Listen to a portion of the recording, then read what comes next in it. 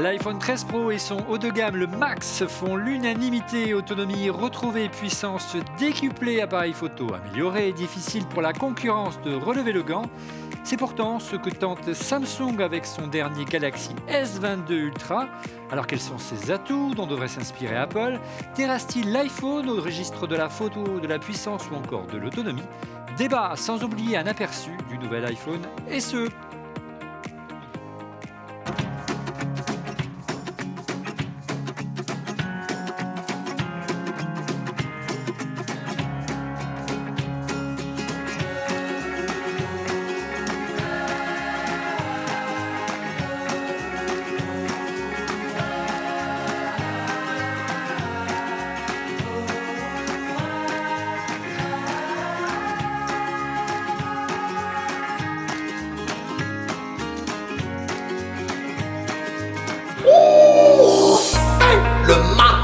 Bonjour à toutes et à tous, vous regardez On refait le Mac, alias ORLM, très heureux de vous retrouver pour notre débat tech hebdomadaire. Merci pour votre fidélité, n'hésitez pas à nous soutenir en vous abonnant à notre chaîne YouTube. Un grand merci encore pour avoir été si nombreux la semaine dernière pour suivre notre retransmission en direct de l'Apple Event. Nous aurons l'occasion de revenir sur les annonces très riches la semaine dernière, notamment du Mac Studio, on espère la semaine prochaine, mais aussi l'iPad Air, sans oublier l'iPhone SE 5G qui est déjà arrivé, regardez, dans lequel nous allons parler rapidement aujourd'hui et on va faire un rapide débrief. On était le média leader en vidéo la semaine dernière pour la couverture et on est très fiers. Merci encore. Avec comme chroniqueur ici en plateau, à mes côtés, nous avons demandé à un fan de la photo et un fan d'Android, mais aussi un fan d'Apple d'être à mes côtés. Il s'agit bien sûr de monsieur Stéphane Zibi qui étraîne les nouveaux Galaxy depuis quelques jours maintenant. Bonjour Stéphane. Bonjour Olivier, bonjour à toutes et à tous. Alors ça fait combien de temps maintenant que tu t'amuses avec les S22? C'est Tu as pas- d'abord eu le S22, après tu as eu l'Ultra, c'est ça? Exactement. En fait, tellement les jours passent vite. Tu les montres là, allez. Ah, bien sûr, bien sûr. Voilà, les voilà, les voilà, Ouais. les voilà, les voilà, Ouais. hein, les voilà. Tac. Mais c'est vraiment, ce sont des beaux joujoux. On s'y amuse beaucoup et on va vite en parler. Mais c'est vrai que le premier réflexe que je fais quand j'ouvre un nouveau Samsung ou un Huawei, je teste les photos. Voilà, et ça va être un gros chapitre, C'est le gros truc. un gros round Parce que je changerai jamais d'avis. Android sucks, comme on dit. Ouais, mais Voilà. il y a toujours. Voilà. Et donc, on a toujours le même problème. Si on avait, je le dis toujours, iOS là-dedans, C'est pas près d'arriver à mon avis. Mais je pense pas. On va voir. Ou alors le 1er avril. Voilà, en duplex exceptionnellement, Laurent Pontanach. Bonjour Laurent, comment ça va? Bonjour à vous tous, je suis très content d'être à vos côtés virtuellement. Ouais, Laurent qui vient juste de sortir de prison, comme vous pouvez voir. Je ne sais pas trop ce que ça donne. Non, c'est terrible Non, mais l'image. non, c'est pas vrai. Non, mais c'est vrai. C'est Non. vrai. Et lui qui a une bien plus belle image, mais il la soigne. Hein, il a un profil, il a une démarche, il a une posture toujours comme ça. Regardez, ça c'est Didier Policani. Ah oui, toujours. Non, c'est bien sûr Didier Policani qui fête ses 100 000 abonnés sur YouTube. On voit le magnifique trophée. Bravo Didier. Ben, j'ai eu peur, j'ai cru que tu allais parler de mon âge. Non, Euh, c'est 100 000. C'est quand même ironique aujourd'hui, Olivier, parce que je sais pas si tu as regardé un peu, on est quand même la semaine où Apple sort tous ses nouveaux Eh produits. Ils ont tout envoyé à Frandroid et nous, on teste un Samsung. Ah non, mais écoute, j'ai quand même eu l'iPhone SE. Tu as Et raison, moi, Didier. j'étais censé avoir un iPad Air et je ne l'ai pas reçu. Tu vois. C'est Donc, pour ça, on n'a l'iPhone pas SE. de produit Apple. Voilà. Et Désolé. on Apple. les aura la semaine prochaine. Ce qui compte, Faut c'est les pas. acheter, Olivier, voyons. Oui, et Eux, toi, ils veulent que tu oui. achètes tes produits. Tu vas pas Tu te les achètes donner des quand produits. Moi, je m'y refuse largement. Allez, un petit mot à propos de notre sponsor. Quand on a la chance d'avoir un sponsor cette semaine, il s'agit de SanDisk. SanDisk qui vous propose cette semaine un concours pour remporter un Xpand Flash Drive Go. Hein, c'est la dernière génération des clés Lightning USB-C. C'est une clé à brancher sur le port Lightning de votre iPhone et pour étendre sa mémoire jusqu'à 256 Go et y stocker vos photos, vidéos sans encombrer la RAM du téléphone. Et le contenu de la clé est également lisible sur votre ordi, hein, sur le Mac comme sur le PC, en le branchant sur un port USB-C tout simplement. La clé est à gagner en répondant à la question qui vous sera posée en fin d'émission. Il y a une clé de 128 Go si je ne me trompe pas. Allez, avant de faire monter sur le ring nos deux fleurons des smartphones premium du marché, un rapide coup d'œil sur la nouvelle entrée de gamme d'Apple, alias iPhone SE 5G. Il est déjà là, le nouvel iPhone SE 5G. Apple nous a envoyé une version RAID. On fera une petite vidéo au Relais Express, un petit debriefing la semaine prochaine. Alors, il concentre en résumé, les amis, toutes les avancées de l'iPhone 13 dans le châssis d'un iPhone 8, on peut dire. Voilà, en Oui, gros, oui, c'est par rapport à la dernière version d'il y a 2 ans. Donc maintenant, bah, la grosse différence, c'est que, comme tu l'as dit, il est 5G. Et l'autre grande différence, c'est qu'il a une puce A15 Bionic. Donc c'était la A13 Bionic auparavant. auparavant. Et donc il y a 6 cœurs CPU, 4 cœurs GPU, 16 cœurs Neural Engine. Ouais, la puce de l'iPhone Voilà, 13. exactement. Donc en gros, avec donc plus de puissance et donc d'autonomie. L'appareil de photo est de 12 mégapixels, ce qui est bien sur la face avant. Et c'est la prise en charge des fonctionnalités Smart HDR. Diffusion. Voilà, avec tous les styles photographiques possibles. Donc c'est plutôt une bonne chose, ouais. Au niveau des mois, Didier, parce que tu n'étais pas avec nous la semaine dernière, tu as essayé de te connecter, puis on n'y arrivait pas, pour un petit débrief de cet iPhone SE. Qu'est-ce que tu en as pensé? Et plutôt au niveau des moins, du côté un peu négatif, qu'est-ce que tu trouves il manque aujourd'hui à cet iPhone SE? Bah, déjà, quand même, on est gentil avec Apple parce que n'importe quelle marque aurait sorti ça avec un design d'il y a 6 ans. Ouais, c'est Tu vrai. vois, on leur serait tombé dessus, leur dire ah ouais, mais c'est quand même un iPhone. Et bon, c'est vrai qu'ils ont mis la dernière puce, c'est plutôt pas mal. Ok. Ils ont pas mis le MagSafe, ça c'est dommage parce que t'as la charge sans fil, mais tu vois, tous les chargeurs de voiture, tous les trucs qui sont sortis là depuis 2 ans, ils vont pas être compatibles. Donc ça c'est quand même dommage. Tu vois, ils ont pas changé le boîtier, mais ils ont vraiment fait des économies jusqu'au bout. Après, c'est vrai qu'il est en 64 Go dans la version entre guillemets pas chère, qui est quand même chère, hein, parce qu'on est à plus de 500 euros. Ouais. Et tu vois, à plus de 160 500 et euros, quelques, que 64 Go, le vieux design. C'est vrai qu'il y a des atouts quand même, mais il faut vraiment aimer Touch ID, il faut vraiment aimer les petits écrans, et puis il faut imaginer que quand tu achètes ça, tu le gardes quand même longtemps. Donc ça veut dire que dans 5 ans, tu auras ce vieux truc dans la main. Tu vois, c'est un peu comme si tu avais un iPhone 4 aujourd'hui, quoi. Donc, moi, je suis un peu mitigé sur le rapport qualité-prix, d'autant que, alors je sais pas si Laurent me donnera raison ou pas, mais par rapport aux US, il est à 429 $, donc même si tu mets 20% de TVA, chez nous, il est quand même très cher, je trouve. Tu vois, 529. Ouais. l'iPhone 11, il est à peine plus cher, il est quand même beaucoup mieux, par exemple. Alors, habile transition. Donc, d'abord, il était à 489 encore il y a quelques jours, l'ancienne version, donc il passe à 529. Donc, il y a déjà une augmentation de près de 40 euros. Mais habile transition, hein, quel modèle choisir aujourd'hui? Est-ce qu'il faut choisir un iPhone SE, un iPhone 11, voire un 12 ou un 13 mini? Tiens, commençons la comparaison entre un iPhone SE 5G contre un iPhone 11. Effectivement, en termes de prix, ça reste relativement raisonnable parce qu'il y a un écart, je suis en train de regarder, de 70 euros, 60 euros. Qu'est-ce que vous en pensez, messieurs? Je vous briefe les caractéristiques rapidement. Vous avez un écran classique, non bord à bord 4,7 pouces contre un écran 6,1 pouces. Vraiment un écran là, mais toujours LCD, mais quand même, voilà, il n'y a plus le bouton Touch ID. Vous avez donc Face ID. Vous avez la 5G d'un côté sur le SE, la 4G sur l'autre. Vous avez la dernière génération de puce A15 Bionic, la même que l'iPhone 13 sur le SE, la puce A13, hein, la puce qu'avait l'ancien iPhone SE, il faut suivre. En matière de mémoire, il y a du 64, du 128, du 256 sur le SE et pas de 256 sur le 11. Vous avez un seul objectif sur le SE, vous en avez deux sur grand angle et ultra grand angle, et surtout un mode nuit, hein, qui fait vraiment défaut au SE. Sur l'iPhone 11. Et enfin, l'autonomie, 15 heures pour l'iPhone SE, 17 heures pour l'iPhone SE en mode, 11. en mode vidéo. 529 contre 589 euros. Lequel conseilleriez-vous? Peut-être Laurent, qu'on n'a pas encore entendu. Laurent. En fait, le choix est dur. Tu te rends compte que si à l'exception des 5G et de la puissance, hein, c'est-à-dire le A15 versus A13, ben, pour les 70 euros de plus, il vaut mieux prendre un iPhone 11. Tu vois, parce que si la puissance, si la personne n'est pas hyper gourmande en application, tu vas avoir besoin d'une appli qui tourne bien, ben, tu as quand même un téléphone qui est, tu vois, tout ce que tu as dit, le mode nuit, tu as un objectif de plus, tu as le grand angle, tu vois, Un confort avec un écran beaucoup plus grand, même si c'est pas un écran LED. Ouais. Il n'y a pas photo. Toi, tu plébiscites l'iPhone 11. On l'a essayé. Alors, essayé. Oui, vas-y. Ouais, juste un point, et Didier m'a tendu la perche, mais tu l'as pas saisi. Non. Sur le prix. 1h40.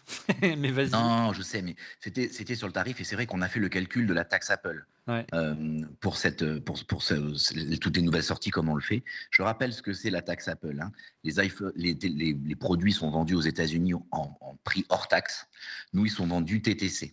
Donc le principe du calcul, c'est tout simplement qu'on on enlève la TVA et les taxes entre autres la copie privée, on en parlera plus tard, et on met la conversion. Et on se rend compte aujourd'hui que l'iPhone SE, il est entre 5,3 et 5,7% plus cher en France. Donc, tu vois, Apple prend 5% de marge supplémentaire.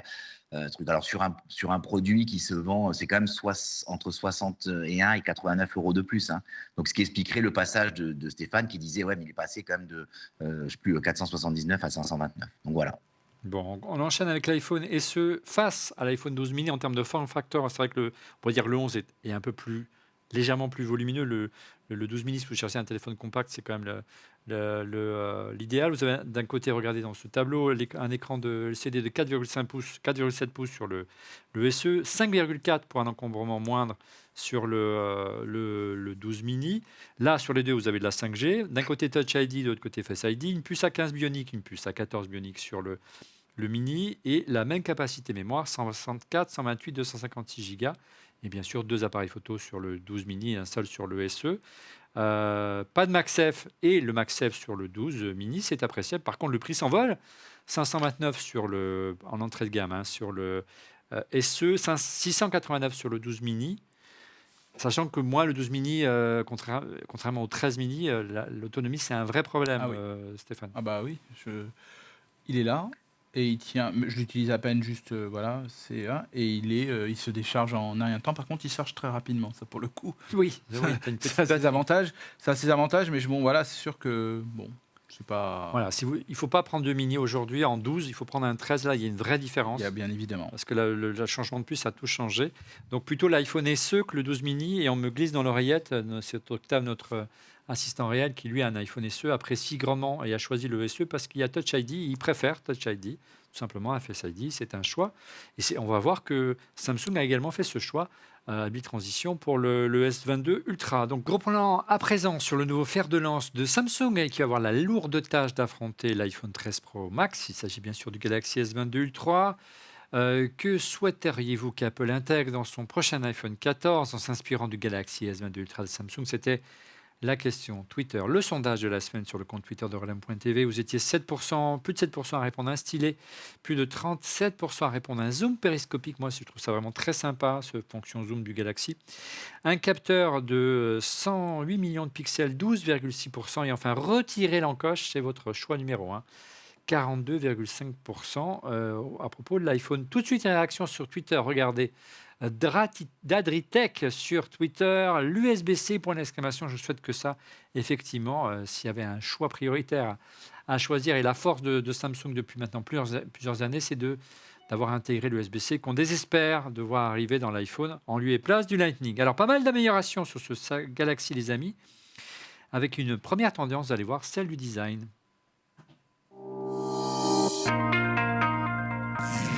Design S22 ultra bien noté, vous allez comprendre le sens du titre dans un instant, mais d'abord une réaction sur Twitter de Moineau. Il faut reconnaître à Samsung une chose, c'est qu'ils ont définitivement, les Coréens j'imagine, et depuis un moment déjà, arrêté de copier le design de l'iPhone, c'est bien vrai. Aujourd'hui on a vraiment 2 smartphones dont le design est réellement différent et c'est une bonne chose. Je suis 100% d'accord. Si les Galaxy S22 ressemblent beaucoup au Galaxy S21, Stéphane, avec ses formats arrondis, la version Ultra marque vraiment un tournant. Son design est beaucoup plus carré et se rapproche vraiment du Galaxy Note. C'est Tout ça ? à fait. Donc là, par rapport à ce qui était évoqué, c'est vrai qu'on les reconnaît bien. Ce qui était pendant un moment, on pouvait éventuellement avoir quelques difficultés. Là, au moins, on sait qui est qui. Il n'y a pas photo. Il n'y a pas photo. Il y a plus de en termes d'épaisseur, devant, voilà, dans tous les sens. On a un écran incurvé, qui s'arrondit sur les côtés. Exactement. Là, on voit le 22, on voit l'Ultra. On voit le 22 là. Le 22 Ultra, là, le 22, il est ici.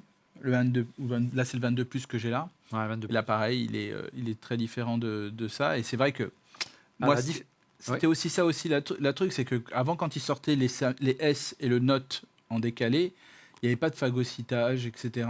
Là, franchement, quand on voit l'Ultra, c'est presque une conclusion que je te fais, mais je le dis quand même maintenant, quand on voit l'Ultra et qu'on voit les deux autres, le S22 et le S22 Plus, en même temps, il y a vraiment une très large différence et le S22 et le S22 Plus sont loin derrière en tout.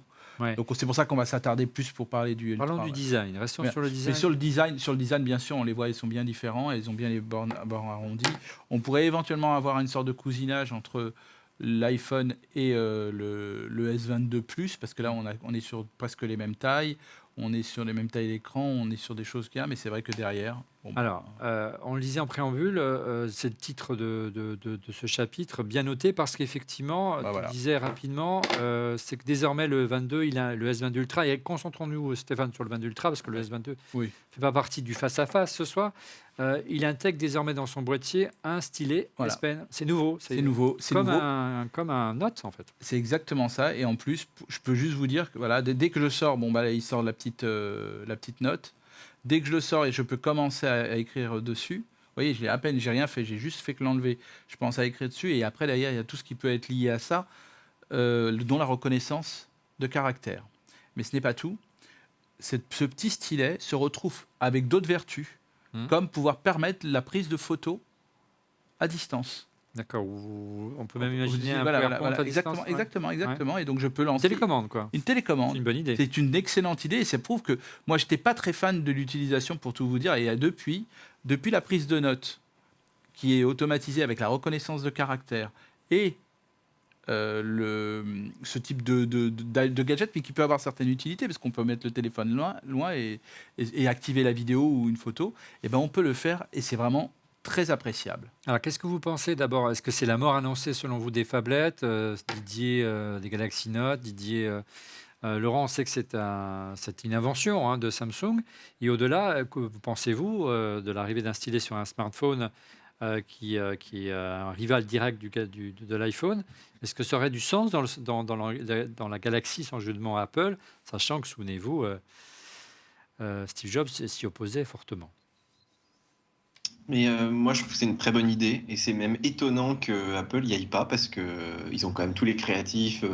Aujourd'hui, ils ont tous cette espèce de chaînon là maintenant où ta souris, elle peut aller de l'iPad jusqu'au Mac, mais l'iPhone est un peu exclu de ça. Donc, je ne sais pas pourquoi. Surtout qu'on a quand même maintenant, tu as quand même des grands écrans sur les Pro Max, donc tu pourrais tout à fait imaginer en faire un petit calepin, un petit carnet à dessin. Cette petite fonction là, je n'avais pas vu effectivement de prise de photos à distance et tout, ça peut être assez cool. Surtout maintenant, tu fais des TikTok ou là, moi des fois, tu vois, c'est con, mais je m'enregistre. Des fois, je suis tout seul. Je dois me filmer j'en sais rien. Je dois filmer un plan de moi qui rentre dans une voiture ou tu vois, qui me balade avec un iPad. Et ben, je pourrais le faire à distance avec l'iPhone. C'est pas un truc très simple à faire quand tu es tout seul pour te filmer. Donc c'est une bonne idée. De manière générale, je trouve que Samsung, effectivement, c'est un peu ce que disait le Twitto, c'est qu'ils commencent à avoir une identité propre. Et je trouve ça assez intéressant par rapport à Apple. On commence à acheter un Samsung vraiment pour les qualités du Samsung. Et juste pour répondre à ta question sur les phablettes, en fait, vu la taille des téléphones maintenant, il n'y a plus besoin de cette distinction de gamme. Ils ont fait des téléphones qui ont 3 niveaux d'écran à peu près en général. Hein. Et effectivement, quand tu prends le gros, tu as l'équivalent du Note d'avant. C'est pour ça qu'il y a un stylet dedans. Il s'appelle plus Note, mais en fait, c'est le Note. Hein. Enfin, c'est ça. Version. Ouais, on pensait que le Note est condamné. Ton avis rapidement, Laurent? Je suis entièrement d'accord avec Didier. En fait, il a une identité propre. Il se trouve, je pense qu'il va trouver un public.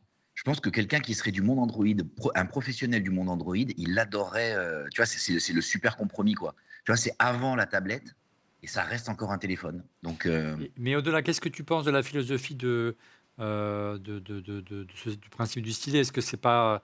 Je lisais un petit peu, j'ai fait une petite revue de presse en préparant cette émission sur ce que pensaient les différentes personnes qui sont dans l'univers Android et qui l'utilisent. Est-ce que tu penses, comme ces personnes-là, que c'est plutôt un gadget ou c'est vraiment utile un stylet? je pense que c'est utile. Je pense que c'est pour ça que je suis vraiment d'accord avec Didier. Je pense que c'est utile. À chaque fois que j'ai pu prendre des notes avec mon iPad, tu vois, avec le stylet, je me dis, putain, c'est vachement pratique. Et le stylet, dans mon écosystème, j'ai quand même des gens qui sont fanats d'Android. Et tous ceux qui l'ont te disent, c'est génial, quoi. Tu as besoin de prendre une note à un moment donné rapide. Il n'y a pas plus rapide. Imagine, tu tiens ton téléphone d'une main et tu écris de l'autre côté, quoi. Tu vois, c'est mieux que le bloc-notes pour écrire les courses, quoi. Alors, revenons sur le design maintenant intrinsèque de ce téléphone, de ces téléphones, puisqu'on On les compare. Le S22 Ultra, regardez, se décline en 5 couleurs, gris, bleu ciel, rouge, noir et bordeaux. Et puis du côté d'Apple, Apple a répliqué la semaine dernière avec une nouvelle couleur pour le 13 Vert. Pro, la version vert alpin.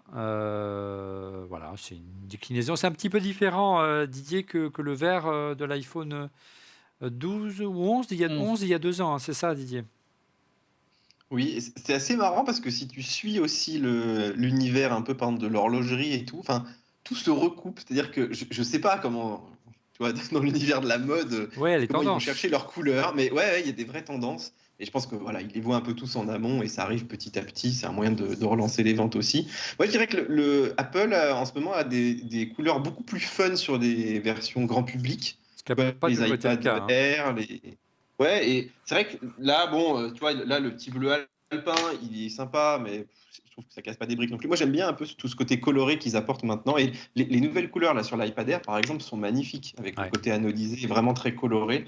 Et Samsung a toujours été un peu plus. Enfin, voilà, ils aiment donner un peu plus de choix en général. Donc, c'est vrai que le système un petit peu te distinguer. L'iPhone, quasiment, enfin, quand tu vois les gens, ils ont souvent tous la nouvelle couleur de l'année. Tu vois, cette année, là, il y avait le bleu, tout le monde a pris le bleu, quoi. Stéphane, brièvement, Je suis d'accord avec Didier et Laurent. De toute façon, c'est sûr que montre ce que tu as sur l'écran. là sur l'écran, non, mais j'avais pris les photos parce que j'ai été voir. C'était la conférence La Samsung. comme ça, et donc je suis Mm. parti me renseigner. J'ai pu voir tous les produits et pas que les téléphones. Mais c'est vrai que les couleurs sont une plus intéressante que l'autre. Que même le noir, il est un peu mat. Il est un peu mat et il est là voilà. Hop, je suis pas très météo. Voilà, il est ici et il est vraiment très joli.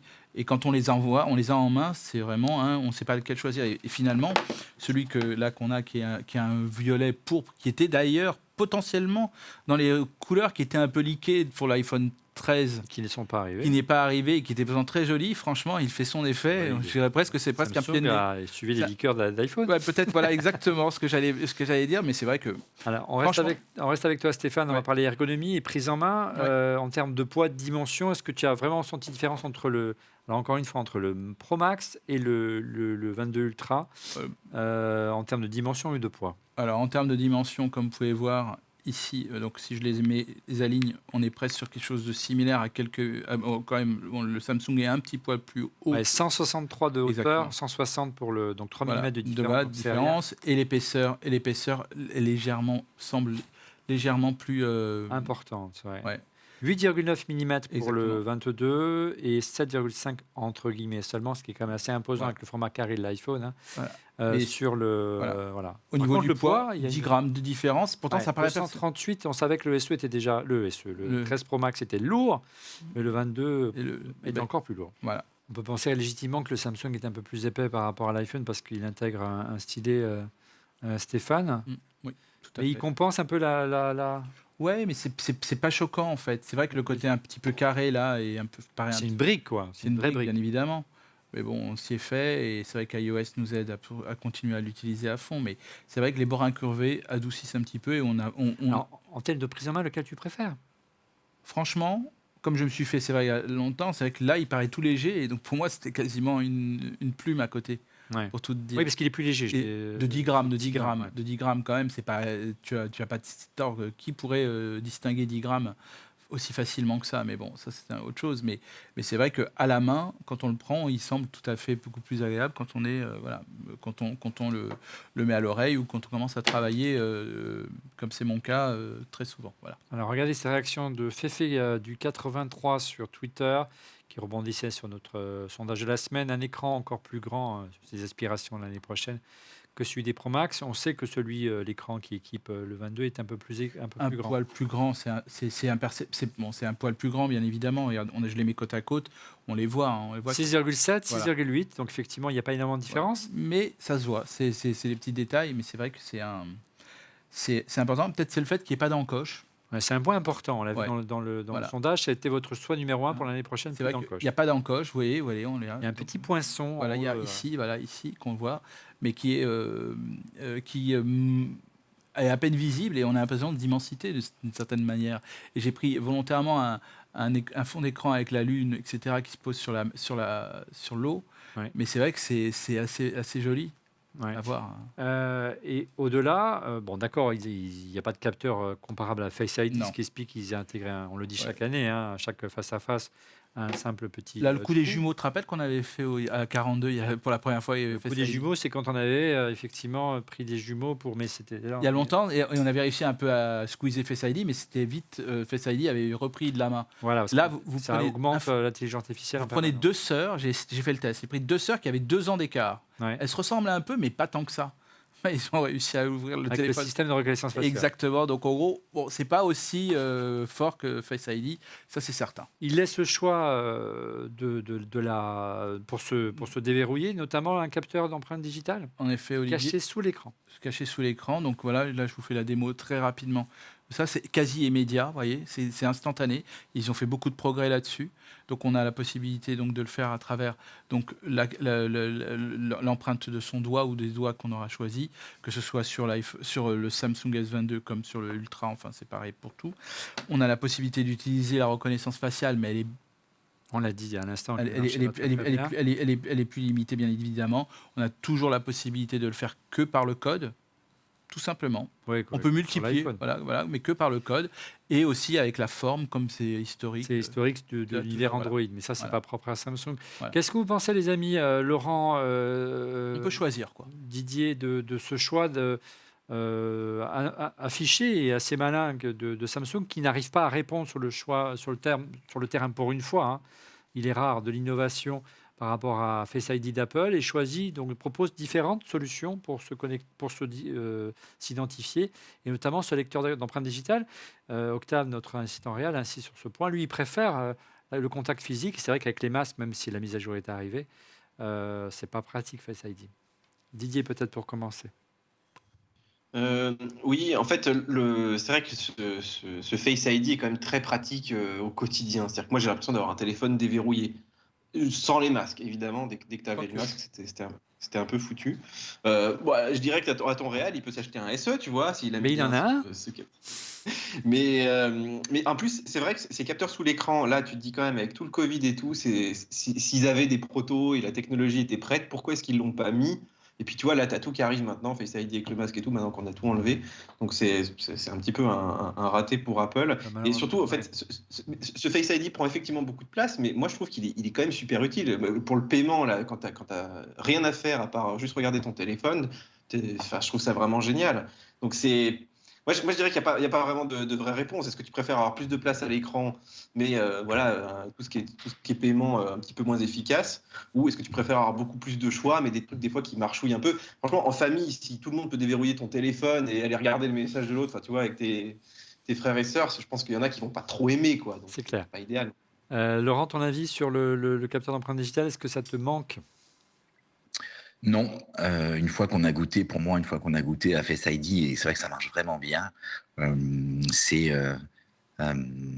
top. Après, je comprends qu'il y ait des aficionados du contact, hein. Beaucoup disaient qu'il fallait faire un truc hybride chez Apple. Je pense Surtout pas qu'ils que le ce soit la font philosophie. sur l'iPad Air. Il est de retour, le Touch ID sur le côté, sur le bouton de lock. On en parlera la semaine Oui, prochaine. mais pas avec la photo. Non. Ils font pas l'hybride, ils font pas les deux, tu vois. Ouais, c'est vrai. Donc du coup, moi je pense qu'il en faut un. Ils ont fait un choix. Ils ont une super techno. Hein. Tu vois, c'est la techno la plus avancée qui continue. Quoi. Ils ont raison. Alors que ce soit le Galaxy ou l'iPhone, les dalles des écrans sont toutes taillées par Samsung. Hein, c'est fourni par Samsung. Quelles sont les différences? Est-ce qu'il y a une vraie différence à partir du moment où c'est le même fournisseur? Oui, Olivier. Donc la luminosité, c'est un avantage à Samsung parce que elle est légèrement, elle est même très largement supérieure à celle qui est proposée par sur l'iPhone 13, pardon. Et tous les deux, de toute façon, disposent d'un taux de rafraîchissement adaptatif de 1 à 120 Hz, qu'on soit en train de lire une news ou de jouer à un jeu. Donc c'est promotion chez Apple, ça n'a pas de nom spécialement sur le Samsung, mais en tout cas maintenant c'est une technologie qui va être éprouvée et qui va permettre d'améliorer la capacité des batteries, ça c'est certain. Donc, il y a des différences de philosophie. On sait que Samsung aime bien pousser les contrastes, on le voit sur ces télés dont tu vas nous parler en tout cas tout à l'heure. Mais de manière générale, il y a un consensus pour dire que ce Samsung est le meilleur écran du marché pour regarder des vidéos selon DxOMark, vous savez, qui qui fait fait référence référence. aujourd'hui sur la qualité des appareils photo et désormais des écrans. Moi, je trouve que le rendu, je ne sais pas ce que tu en penses Didier, ce que tu en penses Laurent, que le rendu d'Apple et d'iPhone est plus fidèle par rapport à la réalité. On sait que chez Samsung, c'est un peu plus flatteur généralement. Ouais, et alors, et surtout, j'ai fait le tour, hein, j'ai posé la question autour de moi aux gens, est-ce que j'utilise leur téléphone en luminosité maximale? Et en fait, quasiment personne n'utilise en luminosité maximale, Donc, c'est si pas un ce n'est à argument. l'extérieur, Ouais. en mode adaptatif. Donc, du coup, finalement, c'est vrai que c'est un plus si tu veux épater. Mais moi, par exemple, quand je regarde en mode maxi, ça me brûle les yeux, quoi. Donc, du coup, je sais pas. Je partagé. Et ce qui est assez fabuleux quand même sur Didier. l'iPhone, c'est l'enregistrement que tu as en HDR, donc en 10 bits là. Et ça, c'est vrai que tu mets ça à côté de n'importe quel appareil, le fait de pouvoir enregistrer en HDR est quelque chose d'assez fantastique. Mm. Et tu montres ça à n'importe qui, il a vraiment l'impression tu vois, que l'image est presque réelle tellement elle brille. Et c'est vrai que c'est assez inédit comme format. Et moi, c'est vraiment un truc. Alors après, il faut avoir toute la chaîne, parce que si tu veux regarder les vidéos sur ton ordinateur, il faut avoir un écran Évidemment. HDR aussi. Mais pour moi, l'avenir, c'est surtout ça. C'est-à-dire que la luminosité, c'est bien, mais si tu as en plus le contenu qui est vraiment adapté à cette luminosité, parce que le HDR, on explique juste aux gens, c'est d'avoir la possibilité justement d'avoir une grande dynamique. C'est pas uniquement de mettre l'écran à fond, c'est qu'il soit à fond que sur certaines parties. Par exemple, tu filmes le soleil et là, il t'explose dans les yeux. Et ça a vraiment un rendu qui est assez difficile à expliquer comme ça oralement, mais qui est fantastique. Enfin, quand tu regardes une vidéo qui est HDR à côté d'une non HDR, tu as l'impression que tu as un téléphone d'il y a 100 ans, tu vois. Bilan, Stéphane, DxOMark justement a intégré le fait que la luminosité est peut-être un peu trop flatteuse. Bah Et oui. quel est le classement final Alors, de S22 Ultra par rapport à Alors, l'iPhone? DxOMark a classé le S22 Ultra à la 3e place de son classement des meilleurs écrans, à ex-aequo avec l'iPhone 13 et le Huawei P50 Pro. Donc il y a l'image venue sur l'écran. Voilà. Donc voilà pour ce premier round et de ce face-à-face avant de passer au choc des appareils photo. Au choc des photos, place au busomètre. Le busomètre, ce sont les actus ou rumeurs qui ont le plus buzzé sur le site Mac Forever. Et comme chaque semaine dans On refait le Mac, c'est notre ami Didier Policani qui nous résume tout ça. Et oui, Olivier, et on commence cette semaine avec l'iPhone 14, tu vois, on y arrive. On y arrive, comme par hasard. Il commence à être prototypé chez Apple. A priori, là, tu vois, il entre en production en général un peu avant l'été. Donc, en principe, ils ont arrêté leur design depuis un petit moment. Et c'est marrant parce que ça fait plusieurs semaines justement qu'on nous dit qu'ils vont réduire l'encoche, qu'ils vont faire, tu sais, une espèce de double encoche avec un petit point et une petite pastille pour Face ID. Donc, ça réduirait effectivement tout cet espace qui est perdu sur l'écran. Et puis là, il y a une rumeur d'un leaker qui a vu juste dernièrement, notamment celui qui a prédit les iPhones verts, etc. Et lui, il nous dit qu'il n'y aura aucun changement. C'est-à-dire que même le boîtier ne va pas changer, donc toujours pas de changement de design. Tu vois, ça commence à faire un petit moment maintenant qu'on a ce design, on aimerait bien que ça change un peu. Et ben non plus, donc voilà, on l'encoche aussi. Enfin bref, pas de révolution cette année. Encore une fois, on a vu dans notre sondage cette semaine que c'était votre choix numéro 1, que l'encoche se réduise. Elle s'est déjà réduite cette année, un petit peu sur les côtés. J'ai bien peur que le leaker ait raison. Qu'il n'y a pas de changement cette année. Deuxième info, rumeur. Et justement, un autre leaker, c'est drôle parce que les leakers, donc tous ces gens qui ramènent des fuites, les habituels se sont beaucoup trompés ces derniers temps. Oui. Et il y en a quelques-uns là qui arrivent à nous sortir des trucs assez incroybles. Sur la Et il y en Pixel a un 2 et le notamment. MacBook Air notamment. Hein. Ouais, et c'était assez drôle de voir que même Bloomberg et tout se sont un peu trompés. Et donc Apple travaillerait sur la prochaine version d'iPadOS, donc iPadOS 16, qui sortirait à la WWDC en version bêta, bien sûr. Et Apple aurait enfin envisagé de travailler, tu sais, sur les fenêtres. Parce que sur l'iPad, le multi-fenêtrage, tout ça, c'est un petit peu l'horreur, hein, avec tous les gestes qu'il faut apprendre, tous ces trucs là où il faut envoyer les fenêtres dans tous les sens. Et apparemment, il reverrait un petit peu le système avec un système de fenêtres flottantes qui peut-être même se déclencherait automatiquement si tu mets un clavier, tu vois, qui aurait un comportement un peu plus d'ordinateur. Donc ça pourrait être pas mal. Moi, je pense qu'il y a un gros travail à faire quand même sur l'iPad, justement, pour le rendre vraiment productif à ce niveau. Moi, mon rêve, Olivier, mais c'est un peu comme toi, c'est qu'on puisse switcher entre macOS et iPadOS avec un clavier. Mais je ne pense pas qu'Apple nous prévoit ça, même si maintenant c'est le même système. Il pourrait le faire, hein, c'est le même Il hardware. pourrait le faire en théorie. Tu veux dire quoi? Tu voudrais un Mac tactile, c'est ça? Bon, bref. Troisième info, rumeur. C'est pas malheureusement Alors, une rumeur. Ça, c'est une info, c'est le Covid qui reprend en Chine, hein. Tous les pays qui ont eu une stratégie un peu zéro Covid, maintenant ils se prennent en pleine face le retour de bâton, puisque là en Chine c'est l'explosion de cas. C'est pas le cas qu'en Chine, hein. Je crois qu'il y a en Corée, etc., dans tous les pays où ils ont vraiment fait du zéro Covid. Et du coup là, Foxconn a refermé un peu ses usines. Alors apparemment ça a déjà rouvert, tu vois, le temps qu'on fasse l'émission, mais il y a moyen que ça handicape un petit peu Apple dans ses productions d'iPhone, et pas seulement, hein, puisqu'il y a quand même beaucoup de choses qui sont faites à Foxconn. Donc voilà, on espère. Apple s'en sort bien quand même par rapport aux autres. Quand tu vois l'automobile et toute l'industrie, eux, ils arrivent quand même à te sortir des trucs encore en quantité. Donc chapeau, quoi. Oui, il y a carrément des chaînes d'assemblage de constructeurs automobiles qui sont stoppées parce qu'ils n'ont pas les composants électroniques, puces ou écrans nécessaires pour l'embarquer. Et c'est un vrai problème. Apple s'en sort plutôt bien, mais c'est vrai que on peut se poser des questions avec la sortie de nouveaux produits si ça ne risque pas de retarder l'arrivée du Mac Studio notamment, là. On a hâte d'être la semaine prochaine, on va voir. Quatrième info, en l'occurrence. Oui, et une info, alors c'est une info assez amusante, puisqu'on ne sait pas trop ce qu'il en est exactement, mais une partie d'Apple Park a été évacuée. Parce qu'apparemment, ils auraient retrouvé une sorte de poudre blanche. Je ne sais pas si ça te rappelle des histoires aux États-Unis, hein, quand on Ouais. avait peur comme ça L'anthrax, de, ouais. de l'anthrax et tout, ouais. Et effectivement, on n'a pas eu plus d'infos, mais est-ce que, j'en sais rien, est-ce qu'il y a des tentatives je sais pas, d'assassinat de Tim Cook? Non. Mais Avec du bon, sucre voilà. glace. On sait qu'il y avait une levée de bouclier de certains actionnaires d'Apple qui souhaitaient s'opposer à sa super Je pense pas qu'ils aillent jusque-là. Par contre, rémunération tu de vois, performance, mais on ne pense pas qu'ils peuvent en ce aller moment, avec jusque-là. la Russie et tout, Ah tu te oui. dis, voilà, peut-être qu'il peut comme Apple a fermé, hein, tu sais, a fermé la vente des produits. Ils n'ont pas encore fermé totalement l'App Store, mais ça ne saurait tarder. Donc voilà, il y a peut-être des représailles aussi en face. Sachant qu'en Russie, il n'y a pas d'Apple Store, il y a juste des revendeurs classiques. Dernière rumeur, en l'occurrence. Alors ça, c'est notre ami Ming Chi Kuo, qui est un peu en perte de vitesse en ce moment, parce il annonce un peu tout et son contraire tout le temps. Il a découvert Forcément, à Twitter. un moment, il a raison, hein. Oui, c'est un peu ça. Il s'auto-contredit même de temps en temps quand il voit que c'est plus trop à son avantage. Et là, il nous prévoit quand même une sortie de l'Apple Car pour 2025. Et dans le même tweet, il nous dit qu'Apple a dissous ses équipes. Enfin, c'est assez rigolo.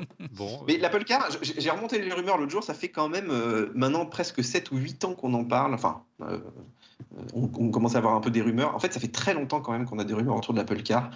Et il n'y a rien de vraiment, tu vois, très concret qui sort. Ils n'ont pas sorti des OS petit à petit, des choses. Et ça paraîtrait étonnant qu'ils arrivent tout à coup avec une bagnole, avec plein de partenaires. Moi, Mais est-ce qu'ils ont enfin, ils pourraient démenti pas. une fois, Didier? Est-ce qu'ils ont déjà démenti une fois? Mais ils ont quand Apple même ne des voitures commente qui pas les rumeurs.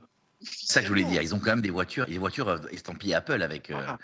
Ouais, ils Et ont ça avec quand de même. Tu vois, l'intelligence il y a quelque chose, quoi. artificielle, Bah de la ouais, conduite donc pour autonome. moi, Donc, Non, mais les voitures estampillées Apple, c'est des voitures pour faire Apple, non, non, Apple non. Plan. Aux États-Unis, ils ont demandé des autorisations pour faire rouler des voitures en conduite autonome. Ah, Et donc, chaque année, ils en enregistrent 2, 3 de plus, comme ça. Donc, ils ont un soft qui tourne pour faire de la conduite autonome. Par contre, de là à faire une voiture, tu sais, on a beaucoup parlé, hein. Il y a Sony qui s'est allié à Honda. Enfin, oui, il y a voilà, il même y a Foxconn, il y a tout des un tas de concept fabricants cars qui vont qu'on a faire des vu. voitures. Ouais, on a vu Mais aussi. de là à faire une voiture Apple, tu vois, enfin, je pense qu'ils vont pas sortir un truc comme ça en improvisant, quoi. Ils veulent faire quelque chose de vraiment gros. Et bah, 2025, c'est demain. Ça me paraît quand même hyper serré, quoi. Ouais, j'y crois pas trop à court terme en tout cas. Merci Didier. Un mot à propos de notre sponsor. Il s'agit bien sûr de SanDisk. SanDisk organise cette semaine un concours et vous propose de remporter un Xpand Flash Drive Go. C'est la dernière génération des clés Lightning USB-C. C'est une clé à brancher sur le port Lightning de votre iPhone pour éteindre sa mémoire jusqu'à 256 Go et y stocker vos photos, vidéos sans encombrer la RAM du téléphone. Le contenu de la clé est également lisible sur un ordinateur en le branchant sur le port USB-C. Une clé est à gagner cette semaine en répondant à la question qui vous sera posée en fin d'émission. C'est une clé au format 128 Go. On enchaîne avec une réaction Twitter. Regardez, de Mano sur Twitter. On attend Stéphane Zibi pour l'expertise photo. C'est en effet le moment. Momo, Stéphane Zibi. C'était en effet le moment de retour au face-à-face entre le S22 Ultra et le 13 Pro Max pour le rôle le plus attendu, celui des performances, ou plutôt des appareils photo. Alors, le choc des photos pour paraphraser ou plagier Paris Match. Tu as regardez sur cette slide d'abord. On vous a préparé une slide sur les specs et après on donnera la parole à notre ami Stéphane. Vous avez à gauche le titulaire du titre du meilleur photophone du marché, à savoir l'iPhone 13 Pro. Il a 3 capteurs sur l'iPhone, couplés à un LiDAR avec une résolution de 12 millions de pixels, un grand angle avec une ouverture f5 stabilisée, un ultra grand angle ouverture f8 avec un champ de vision de 120 degrés, un téléobjectif zoom optique x3 et un zoom numérique x15. Ça, c'était pour l'iPhone. Et à la droite du ring, le Galaxy S22 Ultra, avec lui, non pas 3, mais 4 capteurs couplés à un autofocus laser. Résolution jusqu'à, tenez-vous bien, 108 millions de pixels pour le grand angle. Un grand angle stabilisé, ouverture f1.8 comme sur l'iPhone. Un grand angle à ouverture f2.2 et une résolution de 12 millions de pixels comme sur l'iPhone. Et non pas un, mais 2 téléobjectifs de 10 millions de pixels. Un zoom optique 3 ouverture à f2.4 comme sur l'iPhone. Et un zoom numérique de son côté permet de monter jusqu'à 10 en optique et 100x en numérique. Voilà, en résumé, un capteur en plus pour le Samsung, une résolution supérieure, surtout un vrai zoom télescopique. À première vue, Stéphane, c'était déjà le cas les années précédentes. Avantage au Samsung Alors, au sur niveau le du zoom. Hein. Sur le papier, déjà, et je ne sais pas pour vous, alors Didier et Laurent, peut-être vous aurez peut-être un autre avis, mais quand on regarde tous ces objectifs, non, mais ces objectifs-là, juste devant, je les mets bien là pour qu'on les voit. On ne te voit plus si tu fais Mais comme c'est ça. pas grave, c'est fait exprès. Je voulais faire comme ça, tu sais, Oui, j'ai raté non, mon coup. oui, non. Non mais voilà, mais quand on voit ces objectifs, comment ils sont placés, comment on voit les plaques à induction, Ouais. c'est vrai que rien que dans la façon dont c'est disposé, c'est déjà, je trouve, un petit peu plus malin. Tu préfères, toi? Déjà donc sur le papier, en plus de ce que tu viens d'évoquer, en capacité, déjà sur le papier, on a un a priori positif sur cet appareil-là. Voilà. C'est vrai que c'est un véritable plus d'avoir un zoom télescopique face à l'iPhone. Donc sur le papier, il est meilleur. Il devrait écraser l'iPhone 13. Alors, est-ce que tes clichés que tu as fait comme d'habitude depuis ton balcon Voilà. t'ont convaincu? Notamment, moi, je suis très intégré par ce capteur grand angle de 108 millions de pixels contre seulement 12 pour l'iPhone. Allez, on commence par le mode jour et par le mode grand angle, justement. Mettons, vas-y, décris-nous ça. Bah voilà, donc j'ai pris la photo au même moment, voilà, comme à gauche, on a le Samsung et à droite l'iPhone. Voilà. Donc 108 millions de pixels contre 12 millions, est-ce que tu as vraiment vu une différence? Non. Bon, d'accord. Non, en fait, non, oui, en zoomant la photo elle-même. Voilà, c'est ça que je veux dire. Quand on prend la photo sur le coup, on dit tiens, c'est super. Donc sur le Mac, quand tu zoomes. Voilà, et quand on zoome, là par contre, on voit la différence et c'est sûr que c'est très agréable. Voilà. En mode ça, c'est le mode grand angle. Si on passe au mode ultra grand angle cette fois-ci, est-ce que tu as trouvé une différence cette fois? Alors là, vous pouvez voir quand même qu'il y a des choses. C'est pourtant la même photo prise au même endroit. Et on voit, regardez un petit peu la façon dont j'ai pris la photo. J'ai l'impression que sur l'iPhone 13, il est peut-être plus, il y a moins de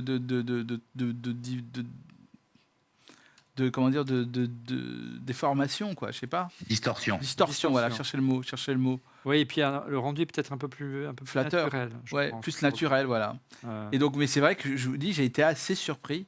Pour le moment, en mode jour, c'est kiff, quoi. Alors, c'est pas fini parce que là, on va arriver sur le vrai point fort. Voilà, là, c'est les zooms. C'est les zooms. Alors, d'abord, tu as fait un mode en x3. Normalement, on est à égalité. En théorie, parce que là, on est tous les deux sur des zooms, voilà. Et c'est vrai que les couleurs du Samsung sont plus flatteurs du ciel parce qu'elles ressemblent plus à ce qui est passé réellement dans le ciel au moment où je l'ai. Oui, c'est vrai, on le voit. Voilà. Après, bon, ça peut être varié en fonction de ton positionnement, mais le piqué a l'air un petit peu mieux. Et là, vraiment, le point fort c'est le x10. C'est le zoom x10. Voilà. Allons-y pour le zoom x10. Là, on voit la différence. La tour Eiffel est nette, complètement nette. Donc, parce qu'à gauche, c'est un zoom optique. C'est un zoom numérique. Et là, on voit la différence. Bon, par contre, on le voit, tu as eu quelques difficultés à cadrer. À cadrer de la même façon. Notamment en mode vidéo, il faut, là, dès qu'on arrive à ces niveaux de... Il faut que j'ai un pied. Voilà. Un pied, ouais. Voilà. OK. Donc ça, c'était le mode jour. Dans sa présentation, Samsung a beaucoup insisté sur le mode nuit, avec une Nightographie. Nightographie, c'est le mode nuit de chez Samsung. Voilà. Qu'est-ce que tu en as pensé? Mode grand angle, d'abord, regarde.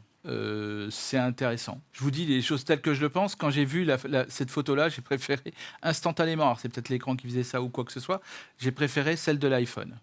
On sait que le mode nuit de l'iPhone, bon là, ça ne dépend pas du ouais, bien sûr, ça dépend des capteurs, mais c'est beaucoup du logiciel derrière. Voilà. On sait, peut-être, Didier, si tu veux rebondir, ou Laurent, que l'intelligence artificielle d'Apple, ils ont super bien travaillé sur le mode nuit Apple. Hein. Ouais, et rappelez-vous, hein, je vous avais envoyé une photo, je m'étais moi-même fait piéger en prenant une photo de nuit de l'eau, donc qui coulait, qui normalement, il faut que ce soit fixe, et il nous sortait une photo, mais qui était incroyable, alors que moi, j'y voyais rien. Et surtout, tu vois ton téléphone, tu te dis, mais mince, mais comment c'est possible, quoi? Moi, je vois un truc très sombre. Non, je pense que le travail, il y a un traitement qu'on appelle le post-processing qui est exceptionnel, quoi. Didier, tu confirmes? Hop. Oui, bon, après, Samsung se débrouille quand même bien, hein, faut pas C'est exagérer. deux très bons photophones, tu as raison. Je dirais que peut-être aussi, tu vois, comme ils ont maintenant des gros capteurs, comme ces téléphones, et comme Apple a fait le choix de garder finalement très peu de mégapixels, quelque part, finalement, chaque photosite capture beaucoup plus de lumière. Alors que chez Samsung, chaque photosite, il capture un petit peu moins bien. Donc, il y aurait une certaine logique que l'iPhone fasse des meilleures photos de nuit. Bon, là, la différence, je pense, Stéphane, qui a zoomé dans les images, elle est quand même assez minime. En plus, tu as un lissage qui est fait après coup. Ouais. Il y a les temps de pause qui comptent aussi. Ouais. Et il y a des vrais choix après, effectivement, en termes de post-production. Mais par contre, c'est vrai que là, juste pour rebondir sur la photo de jour, tu vois, avant, d'avoir plus de pixels aujourd'hui, c'est quand même intéressant pour recadrer, pour zoomer dans le Exactement. capteur. Croppé, ouais. Donc je trouve que 12, ça commence à être pas beaucoup. Aujourd'hui, il sera à 24 ou à 30. Oui, ça fait même à plusieurs 48, années hein. qu'ils sont scotchés à 12 Et chez encore- Apple. Ouais, puis Et tu veux les imprimer, les photos d'iPhone, c'est très moche. 12 mégas, c'est quand même pas tant que ça. Hein. Ouais, mais et encore, Didier, tu sais quoi? Juste par défaut, le mode 108 pixels n'est pas activé parce que ça prendrait une tonne de place par Ah, photo. c'est un point important. C'est-à-dire, pour envoyer les fichiers, c'est vrai que on n'a pas pu les envoyer par mail. J'ai eu quelques petits soucis. Mais quand vous activez le mode 108 pixels pour faire des photos, j'ai fait des photos de la Tour Eiffel que j'ai jamais faites jusqu'à présent. On les mettra peut-être, je sais pas comment on pourra les mettre pour que vous puissiez les voir, mais c'était purement ahurissant. Et pour faire de l'espionnage aussi, c'est vachement bien. Imaginez, vous prenez une photo et vous pouvez zoomer. Ouais, Et donc j'attends le test au Parc des Princes. Comme je suis de l'autre côté de la tribune, je vais là et on pourra voir les têtes très distinctes des. ils jouent encore le PSG après leur défaite. S'il te plaît, Je c'est bon, pas les coups de poing dans la je m'en plaie. vais. Donc après le grand angle, le mode nuit toujours, mais l'ultra grand angle, est-ce qu'également il y a une différence? On va vous montrer les images. Ouais. Alors, donc là, désolé, le grand angle, tellement le grand angle est bien fait, donc il y a un peu de la bord de la fenêtre, je suis désolé. Donc le grand angle est plus large sur l'iPhone. Sur l'iPhone, voilà, exactement. Et donc pourtant, j'ai mis au même endroit, je vous assure, le téléphone. Ouais, c'est un argument pour ou contre. Hein, Je sais pas, oui, peut-être. il y a plus de recul. Il a plus de recul, ouais. Et vous voyez, la en Tour termes Eiffel de est rendu, légèrement plus petite. Oh, ça Elle est se plus voit encore petite une et je l'ai mis au même endroit. Hein. Ouais. Alors on revient sur ce qui constitue la force Là, du c'est les zooms, on va voir les zooms. Samsung, à savoir le zoom. Alors zoom x3, donc c'est le mode Voilà. optique sur les deux téléphones. Là, l'iPhone, et franchement, je sais pas pour vous, mais regardez la Tour Eiffel, comment elle est beaucoup plus lumineuse. On voit bien que c'est beaucoup plus.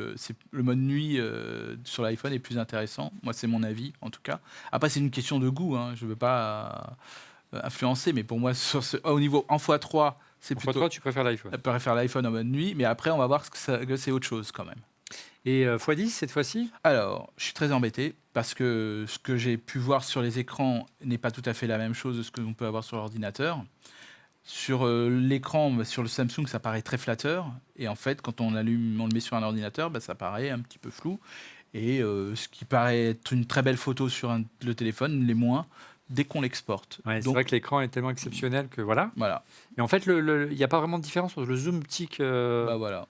du Samsung et de l'iPhone. En mode nuit. En mode nuit. Hein, Alors, comme c'est du logiciel, peut-être ils l'amélioreront, je ne sais pas. c'est un peu une déception, effectivement. Quid de la vidéo? Il peut filmer jusqu'à 8K à 24 images par seconde en HDR10+, comme l'iPhone. Didier, le 8K, ça ne sert pas à grand-chose aujourd'hui, si ce n'est qu'on peut cropper. Hein, c'est ça l'avantage. Cropper beaucoup plus qu'une image 4K sur l'iPhone. Oui, nous, tu vois, on filme tout en 4K 60 images maintenant, donc c'est un format maintenant qui est bien admis. Parce que surtout, tu as les télé 4K, tu as les écrans 4K. La 8K, il y a très peu quand même d'écran, même ton Samsung, tu peux pas avoir ta vidéo en 8K. Mais par exemple, quand tu fais une interview, d'avoir un plan très large et que tu peux resserrer avec le même plan, Ouais. ça te fait un 2 en 1 un peu. On peut C'est déjà pas le faire inintéressant avec la comme 4K. fonction. C'est pas inintéressant, non. Mais par contre, c'est vrai que ça prend beaucoup de place aujourd'hui par rapport à l'usage. Ce qui est étonnant quand même, c'est que Apple l'ait pas fait dans la mesure où ils peuvent le faire, tu vois. Mais pour ça, il faudrait augmenter évidemment le nombre de pixels, ce qu'ils n'ont pas encore fait. Ouais, on va voir l'année prochaine avec l'iPhone 14. Quid de l'effet cinématique? C'était la grande nouveauté, même la principale avancée qu'avait annoncé Apple sur l'iPhone 13, la possibilité de passer du flou en arrière-plan à une image nette, hein, comme au cinéma et comme à Hollywood. Ça existe depuis plus longtemps dans l'univers Android. Voilà. Ça le fait aussi sur le Samsung, mais c'est pas peut-être aussi évolué, si? C'est très bien, ça s'appelle vidéo portrait et ça marche très très bien. Il y a même la même chose qui s'appelle la vue du réalisateur. Ouais. Et donc c'est comme l'application Double Take où on choisit un peu les différents plans que l'on souhaite, sauf que on peut avoir les 4 caméras d'actifs. Ouais, c'est pas mal. C'est vraiment très bien. Alors, quel bilan on peut faire, Stéphane, brièvement, sur les qualités intrinsèques? Qui est le meilleur photophone du marché, selon toi, entre On a, ces quand deux même, on a téléphones? quand même 2 excellents téléphones, il faut dire les choses. Maintenant, c'est qu'une question après de goût. Mais c'est vrai que sur le papier, on pouvait attendre légèrement mieux de ce Samsung Ultra. Hmm. Peut-être que ce sera avec des mises à jour d'Android, Oui, parce que c'est le mode nuit qui pose un Voilà, problème, hein. il me Donc, c'est du semble. logiciel. mais je pense quand même qu'on a quand même 2 excellents. Et je me demande jusqu'où nos yeux pourront percevoir la différence, surtout qu'on vieillit et qu'on a besoin de lunettes.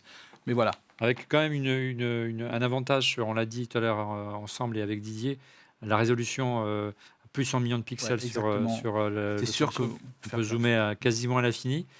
Et puis le zoom télescopique, moi, qui me fait baver, et je rêve d'en voir un sur un iPhone, peut-être l'année prochaine.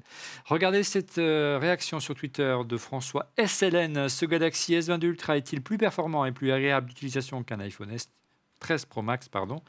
Que disent les tests? On va s'intéresser à ce que l'on trouve sous le capot à présent. Quel est le smartphone le plus puissant et le plus endurant du marché?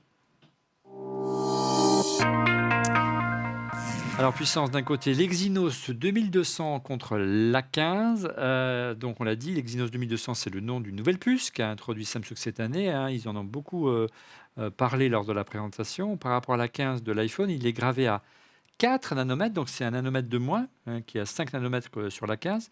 L'Exynos embarque 8 cœurs contre 5 sur la 15, couplé à 12 gigas de mémoire, c'est dingue, contre seulement 6 pour la 15.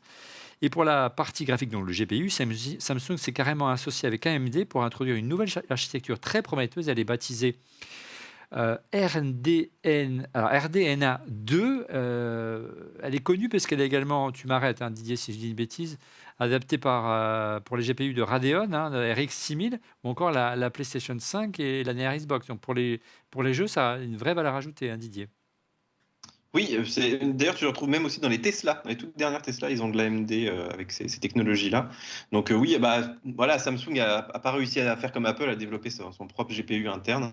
Donc il s'appuie sur des technologies qui sont assez éprouvées. Après, AMD, là on le voit chez Tesla, ils ont dit clairement que ça consomme un peu plus qu'avant. Donc voilà, je pense que c'est quand même c'est pas forcément le bon plan, tu vois, d'aller mettre plusieurs architectures comme ça à coller et de pas tout maîtriser. La force d'Apple aujourd'hui, c'est vraiment de tout internaliser et d'ultra optimiser. D'ailleurs, on va le voir après dans les tests, hein. Ouais. C'est pas parce que sur le papier ça présente bien que. Alors c'est regarde, forcément on a des simplement performances fait excellentes. du Geekbench, même si c'est pas vraiment comparable, mais c'est un outil de comparaison le plus simple en mono multicœur. Regardez, le Galaxy S22 en monocœur est à 835, 1726 pour l'iPhone 13 Pro, hein, donc un gouffre, 3064 pour le Galaxy, 4785. Je crois qu'il n'y a pas photo. Encore une fois, en mode compute, sur le mode GPU, là où il y a beaucoup d'ambition de la part de Samsung, et là encore une fois, déception, quasiment 2 fois plus puissant l'iPhone 13 Pro Max. C'est dingue. Bah 8606, 15123. Et puis, il y a eu pas mal de polémiques, hein, depuis le lancement de cette S22. D'abord, il y a eu une polémique autour du débridage. Je ne sais pas si tu as suivi ça, Didier. Et comme beaucoup de constructeurs, hein, Samsung a reconnu limiter la fréquence de sa puce pour certaines applications pour privilégier l'autonomie de la batterie, hein. Tu as connu ça sur ton MacBook Pro, souviens-toi, Core i9 d'Intel, Didier. Donc là, jusque-là, rien de choquant. En revanche, le bridage, il était conçu pour détecter Geekbench. Et là, c'est plus pareil. Et il libérait toute la puissance de sa puce. Du coup, avec Geekbench, a banni la série S22 de ses serveurs. On va voir si Samsung, en tout cas, Samsung a promis une mise à jour. Donc voilà, c'était un peu limité. Puis l'autre polémique, c'est qu'en fait, chaque année, nos amis de Samsung choisissent 2 puces différentes pour ces S21 ou ces S22. D'un côté, pour l'Europe, l'Exynos 2200, et pour les États-Unis, Japon, la Corée, le Snapdragon 8 Gen 1. Et pas mal de youtubeurs ont fait des tests des 2 téléphones, se le sont procurés. Il semblerait que le Exynos soit beaucoup moins performant que la puce de Qualcomm. La puce de Qualcomm, malheureusement, qui est réservée aux États-Unis, au Japon et la Corée du Sud. Encore un choix assez curieux de de Samsung. Bon, enfin bon, c'est un détail, mais si vous voulez vraiment le nec plus ultra et la puissance intrinsèque, il vaut mieux prendre la version américaine ou la version japonaise, voire carrément prendre un iPhone. Vous aurez vraiment le téléphone le plus puissant du marché. Autre point de comparaison intéressant à regarder, c'est la batterie et l'autonomie. Sur le papier également, Samsung a une longueur d'avance face à Apple. Le Galaxy affiche une puissance supérieure à 5000 mAh contre seulement 4300 mAh. Et ce n'est pas du tout ce qu'on... on s'est appuyé sur les chiffres de nos confrères de numérique cette fois-ci, Stéphane. Je trouve que ça descend. J'étais à 100% à midi, je suis à 69% là maintenant. Ça descend très très vite. Ouais, ça va vite. Il y a même un lecteur qui m'a envoyé un petit message qui savait qu'on avait préparé l'émission. Il me dit, moi j'ai carrément 1% par toutes les 10 minutes. Ah oui, ça descend très très vite. Ouais. Et pourtant, j'ai la petite batterie, le petit symbole d'économie d'énergie. Alors imaginez si je l'avais... Ouais. Tu vois, c'est peut-être l'AMD là, hein, Bah voilà. qui consomme beaucoup. Non mais par contre, c'est amusant dans tous les chiffres que tu as donnés, c'est que sur le papier, même tu vois en photo et tout, Samsung a l'impression d'être devant quand tu regardes les specs.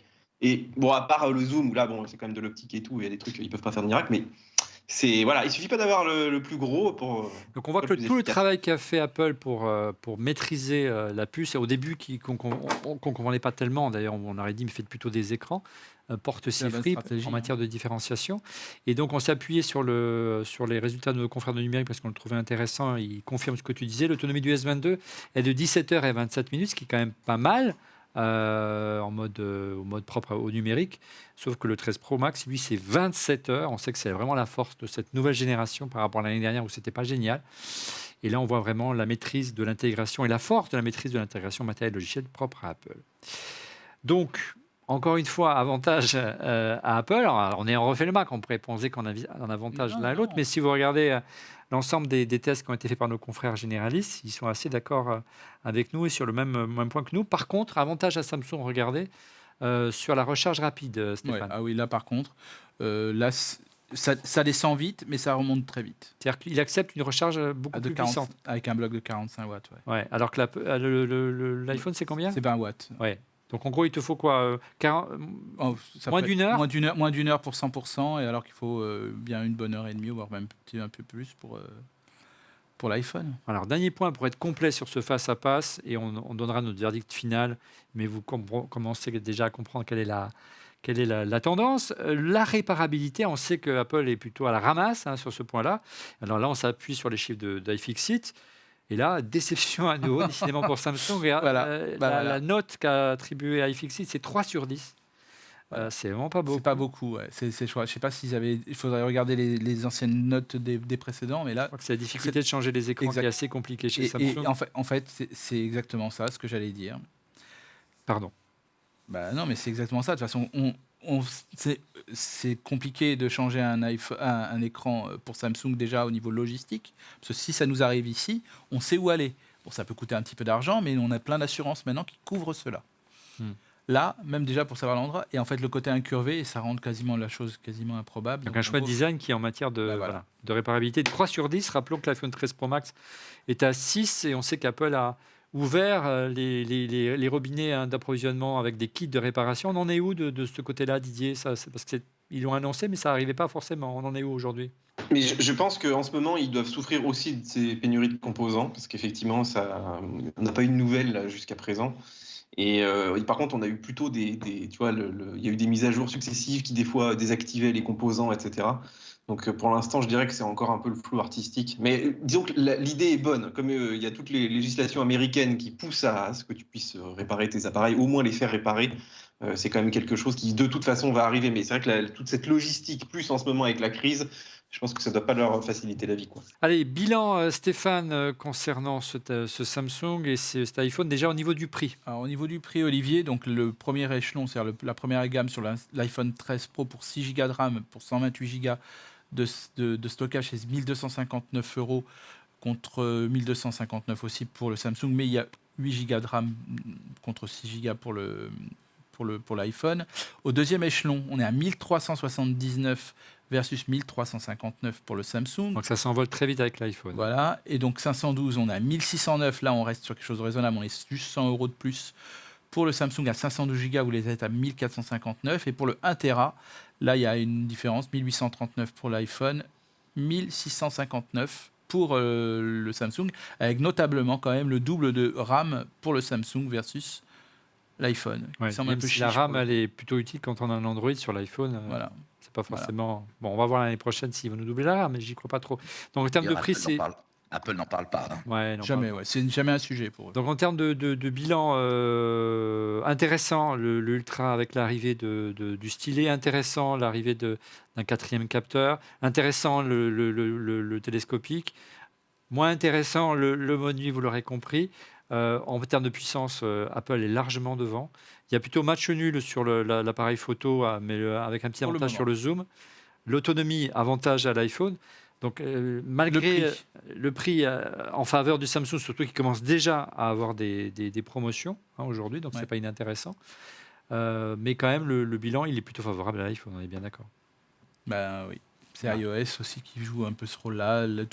Toute la recherche qui a été faite, et je laisserai Didier et Laurent en parler, mais toute la recherche et tout ce qui a été fait, le pari sur les puces. Nous, ce qui nous a le plus manqué, Voilà. même si ça existe dans l'univers Android, hein, mais c'est lorsqu'on a échangé toutes ces photos que tu nous as envoyées avec l'iPhone, avec AirDrop, sur le Samsung, on était un peu plus embêtés. On peut le faire, mais c'est vrai que comme on est en écosystème Ouais, là, Apple, c'est c'était assez galère. compliqué. Ouais.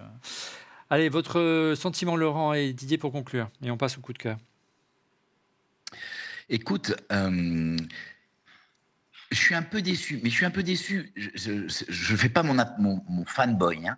Je suis pas tant déçu par rapport à l'iPhone. Je suis déçu de l'incrémental par rapport à Samsung. Très souvent, Samsung arrivait avec un téléphone qui était vraiment au-dessus. Et à chaque fois, on se disait, ah, mais si on avait ça et ça et ça dans l'univers Apple. Et là, tu te rends compte qu'en comparaison, ouais, il est flatteur. C'est flatteur, les résultats sont flatteurs, mais on l'a vu sur la photo, on l'a vu sur tout est un peu flatteur. Et au final, tu as un très bon téléphone, hein, il faut pas, on est dans le haut de gamme de l'Android, mais il n'est pas si au-dessus de l'iPhone que ça. Et tu vois, quand on fait le comparatif, on fait même plus d'une fois où l'iPhone a sa place. Donc, je m'attendais à ce que Android fasse un bond. Alors attention, on risque d'avoir de plus en plus la même chose, c'est-à-dire que de plus en plus iPhone risque de s'envoler grâce à la puce. À 15, à 16, à 17, parce que si l'iPhone continue comme dans le monde des ordinateurs, et on l'a vu avec l'annonce de la semaine passée, hein, ça risquerait de se creuser. Donc les Snapdragon, tout ça, il va falloir qu'ils mettent du charbon pour... voilà. Ouais. Didier, conclusion ? Oui, tu arriveras quand même pas à me faire acheter un Samsung parce qu'on est trop. Moi, je suis trop Apple dépendant. Mais non, mais le problème, il est là. Apple nous a complètement embrigadés. C'est-à-dire qu'ils même ils sortiraient un truc pourri pendant 5 ans, ce qu'ils avaient un peu fait des fois. Bah, tu continues à prendre de l'iPhone, quoi. Il faudrait vraiment un gros gap technique ou vraiment quelque chose qui t'apporte que vraiment. Ou alors que, j'en sais rien, t'aies plus besoin de Mac ou t'aies plus d'Apple Watch. Mais c'est vrai que le fait d'être captif joue énormément finalement. Ouais, parce que maintenant, les smartphones sont tellement matures que ça se joue sur quand même des points de détail. Tu vois, on est geek, on pinaille. Mais non, c'est quand même... moi, je suis... Ça porte un nom, ça s'appelle la lock-in law. C'est-à-dire qu'en fait, qui est captif dans l'univers Apple. Et tu vois, en plus, là, il y a un gros truc qui est arrivé, personne ne s'en rend vraiment compte, mais c'est Keychain. Hein. Keychain qui devient vraiment... tu vas pouvoir stocker tes mots de passe avec modifier tes logins. Avant, c'était un truc vraiment caché. D'accord. Mais la prochaine évolution de Keychain... J'ai compris la cuisine, moi. La Keychain, de quoi il me parle? Non, excuse-moi. Non, mais... je suis enrhumé et tout. Non, mais ça devient un concurrent de One Password, ça devient un concurrent de Dashlane, ça devient... tu vois, et donc, du coup... c'est une brique en plus dans cet univers. Moi, ce que j'adore, c'est, tu vois, on en a déjà parlé, hein, mais c'est iMessage, c'est une tuerie, quoi. iMessage, c'est une fois qu'il est dans l'univers iMessage, c'est tellement meilleur de tout ce que tu peux avoir. Et dès que tu as un pote Android au milieu, il faut que tu l'abattes, parce que d'ailleurs, dans les écoles américaines, ils se font sortir carrément des chaînes dès qu'il y en a un qui a un Android, quoi. Ouais, c'est clair. Moi, je retiendrai 2 choses cette année de l'iPhone 13 et vraiment, j'en suis content parce que j'étais assez critique les années précédentes. C'est vraiment l'autonomie. Moi, je tiens plus d'une journée sans problème. Moi, sur l'iPhone 13 Pro, hein, je n'ai pas un Pro Max comme Stéphane, mais sur le 13 Pro, je tiens largement la journée. Et ça, c'est quand même agréable.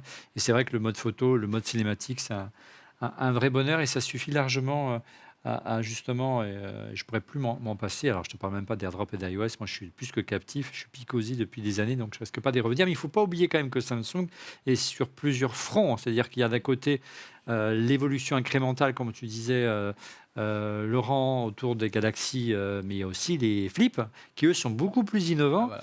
et qui, je pense, font beaucoup plus de mal à l'iPhone que le ferait aujourd'hui le, Le Note, pardon. L'Ultra. L'Ultra, ouais. On va voir si Apple va suivre également dans les années qui viennent Samsung sur les téléphones pliants. Allez, on passe à vos coups de cœur, mais avant, j'allais oublier, le concours. Sandisk, cette semaine, organise un concours et vous propose de remporter une Xpand Flash Drive Go. C'est la dernière génération de clé Lightning USB-C. C'est une clé à brancher sur le port Lightning de votre iPhone pour étendre sa mémoire jusqu'à 256 Go et y stocker vos photos, vidéos, sans s'encombrer, bien sûr, la RAM du téléphone. Le contenu de la clé est également lisible sur un ordinateur en le branchant sur un port USB-C. Une clé est à gagner.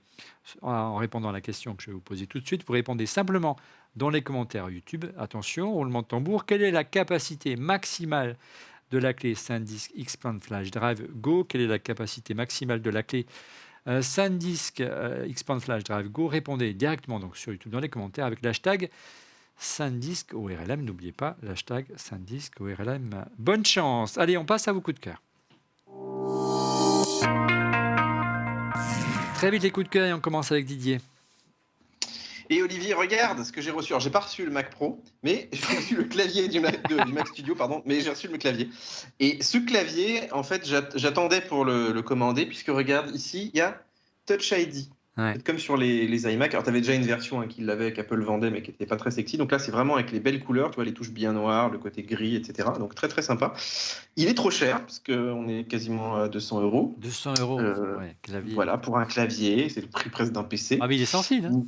Mais il est sans fil, il est très agréable. Il se recharge en Lightning aussi. Mais en fait, il ressemble comme deux gouttes d'eau. Tu vois, il a les bords juste un petit peu plus arrondis par rapport à la version, par exemple, de l'iMac Pro.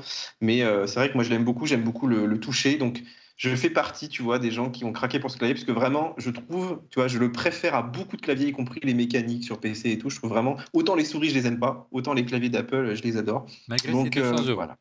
Surtout Oui, mais franchement, Touch ID, ça change la vie, hein, parce qu'avant, il fallait que j'aille sur le MacBook Pro à côté, là, voilà.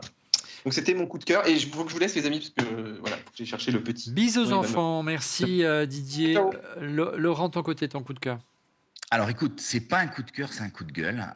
Je vais essayer d'être rapide, mais c'est un coup de gueule et c'est la copie privée. Enfin, c'est la taxe pour copie privée. Et pourquoi c'est un coup de gueule? Parce que tous les ans, on fait le calcul de la taxe Apple à l'arrivée de nouveaux produits, voir à l'instant T quel est le pourcentage de décalage par rapport, de décalage net, c'est-à-dire toute taxe retirée. Et donc, du coup, cette année, rien n'a changé. La taxe, elle est toujours la même. Pour les téléphones dont on parle, c'est 14 €. OK, 14 € hors taxe à retirer. Donc voilà. Mais en fait, ils ont fait un site. Et il y a un site pour expliquer la copie privée. Et j'ai trouvé le site abject. J'ai trouvé le site où on essaye de justifier trois choses qui vont pas. Alors, je vous donne les trucs. Hein. Grosso modo, dans ce qui nous intéresse, nous, je vous l'ai déjà dit, c'est 14 € parce qu'on est à plus de 64 gigas. Déjà, ce qui est intéressant, c'est que la copie privée ne s'applique qu'aux téléphones, aux tablettes et aux disques durs externes vendus. Elle ne s'applique pas à un ordinateur. C'est-à-dire que quelqu'un qui copierait un film ou une chanson MP3 sur son ordinateur ne serait pas taxé, mais quelqu'un qui déciderait de le faire sur son téléphone, lui, le serait. Moi, à titre personnel, je n'ai aucune vidéo enregistrée sur mes disques. Je fais tout en streaming. Je ne m'embête plus. Le streaming, ça a changé ma vie. La musique, je l'écoute en streaming. Je ne stocke plus la musique. Tu payes un abonnement pour ça. Et je paye un abonnement tous les mois pour ça. Et donc, du coup, ça veut dire que, grosso modo, un téléphone, il a les 14 €. Mais ce n'est pas tellement ça. Ce qui est marrant, c'est que c'est là où tu te rends compte du côté anachronique, c'est que la grille, il y a une grille quand même à 0,35 € si tu as un téléphone portable qui fait 135 mégaoctets. C'est la grille du 14 juin 2021. Trouve-moi un téléphone qui fait 135 mégas et ça me fait rêver, quoi. Ensuite, le lien vers les tarifs de cette page sur la copie privée pointe vers une page qui n'existe pas, une page en 404. Il faut que tu ailles rechercher au fin fond c'est quoi le montant. Et pour trouver le montant sur ce site de la copie privée, c'est introuvable. Je trouve que c'est abject de justifier que d'autres pays font la même chose que nous. Okay, oui, mais on n'est pas les seuls à le faire, il y a d'autres pays qui le font. Ouais, quand il y a 377 impôts et taxes, je trouve ça. Alors attention, ce n'est pas sur le fond. Hein. Encore une fois, je comprends le concept et je ne suis pas contre cet impôt. C'est juste que cet impôt, il est hyper complexe. Quand il y a une entreprise, que tu achètes un disque dur, l'importateur a payé le disque. à payer la taxe sur le disque. Mais tu peux demander de te la faire rembourser. C'est encore un truc à la française, c'est compliqué, ces trucs. Alors, je vais vous donner ce qui me rend fou. Il y a deux choses qui me rendent folle. L'autonomie, ça. Ouais, non, il y a deux choses qui me rendent folle, et je vous les livre. C'est que si tu as une tablette, tu vois la tablette, si tu as la tablette Microsoft, tu sais, avec le clavier détachable. Surface, oui. Ouais. Si le clavier n'est pas détachable, c'est considéré comme un ordinateur, tu ne payes pas la taxe. Si le clavier est détachable, ça veut dire que tu rentres dans la catégorie tablette, tu payes la taxe. Okay. Alors, je vous donne ce qui m'a fait. Voilà pourquoi il faut faire un masque tactile. Non, mais je vous amène au bout de mon raisonnement. Ouais. C'est le reconditionnement. En fait, il y a la taxe, tu la payes. Donc, imagine aujourd'hui, tu achètes un iPhone. On va prendre un iPhone à 1 000 €. Dans les 1 000 €, il y a 14 € hors taxe de taxe. Tu décides d'être vertueux et de revendre ce téléphone. La société qui reconditionne le téléphone va être taxée de 9,10 € sur ce téléphone qui a déjà payé une taxe. Et il y a une page entière pour justifier que dans l'univers du reconditionné, c'est pas grand-chose. Le pourcentage qu'on prend, c'est ridicule. Mais c'est la marge. Après, moi, j'ai conseillé Volpi, mais même j'ai beaucoup étudié. Ces sociétés, elles vivent pas sur l'or. Elles essayent de trouver, tu vois, de se mettre dans les interstices. Oui, et puis encore une fois, quand on veut, tu l'as dit, encourager un comportement vertueux et le reconditionnement, il ne faut pas taxer ces entreprises-là. Ce n'est pas une bonne idée. Et il y a une page entière qui explique que c'est normal de le taxer sur le reconditionnement. Non, mais ça, c'est une honte. Moi, C'est une personnellement, je comprends honte. pas. Les députés qui ont voté cette loi, mais il faudrait leur couper l'oreille ou la main s'ils ont écrit la loi. Peut-être que les reconditionnés vont payer à nouveau, on va repayer la taxe. Ouais, et je prends un exemple simple. Tu achètes un iPhone 1 000 €. On prend un beau modèle, 1 000 €. 1 000 €, tu payes, il y a 14 € hors taxe de taxes. Imagine, tu le revends la moitié du prix, 500 €. Ben, dans la revente de ces 500 € de reconditionnement, tu auras 9,10 €, je crois, ou 8,10 €. Ça change si c'est une tablette ou si c'est un iPhone. Mais le pire, c'est que si ça se vend 3 fois, tu vas vraiment au bout du cheminement. C'est-à-dire qu'à la fin, le téléphone, il vaut 50 €. OK, pour tes enfants, eh ben, tu paieras quand même 8,10 €.